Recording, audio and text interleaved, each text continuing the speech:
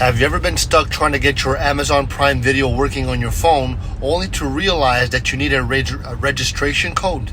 It can be super frustrating, but don't worry, I've got you covered with some simple solutions to make sure that you can watch your favorite shows in no time. So listen, first thing is you got to check your email for any messages from Amazon with the code. Sometimes it's sent right after you sign up. If you can't find it there, open the Amazon Prime Video app and go to your settings. You might find the code under Account and Settings. Another quick tip is to visit Amazon's website through your phone's browser and log into your account. From there, you can find the registration section and grab your code. If it still doesn't show up, try restarting the app on your phone. All right? Don't wait too long. Get that code and start watching. If this video helped you out, let me know which way it worked.